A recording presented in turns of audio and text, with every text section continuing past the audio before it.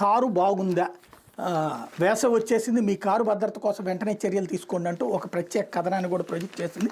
ఇప్పుడు ఏవైతే కార్లకు సంబంధించి మంటలు అంటుకుంటున్నటువంటి నేపథ్యంలో ప్రత్యేకమైనటువంటి అంశం. లేకపోతే అమరావతి పనుల పునఃప్రారంభానికి ప్రధాని మోడీ ఏప్రిల్ 3వ వారంలో వచ్చే అవకాశం. పురపాలక శాఖ మంత్రి నారాయణ రాజధాని అమరావతి నిర్మాణ పనుల పునఃప్రారంభానికి ప్రధాని నరేంద్ర మోడీ ఏప్రిల్ 3వ వారంలో రాష్ట్రానికి రానున్నారని పురపాలక శాఖ మంత్రి నారాయణ తెలిపారు. ముఖ్యమంత్రి చంద్రబాబు త్వరలో ఢిల్లీ వెళ్లి ప్రధాని ఆహ్వానిస్తారని చెప్పారు.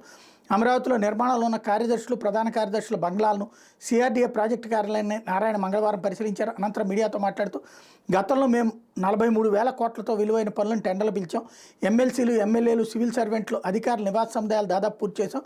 గత ప్రభుత్వం ఈ పనులను అస్సలు పట్టించుకోలేదు. నేడు తిరిగి చేపట్టడం వల్ల అదనపు ఏమవుతోంది? కూటమి ప్రభుత్వం ఏర్పడ్డాక ముళ్ల పదవులను తొలగించాం. మద్రాసు ఐఐటీ నిపుణులను పిలిచి నిర్మాణాల నాణ్యతను పరిశీలింపజేశాం. కాంట్రాక్టర్లతో చర్చించి కొన్ని సమస్యలు పరిష్కరించామన్నటువంటి వార్తని హైలైట్ చేశారు. లేకపోతే సాక్షి వచ్చేటప్పటికి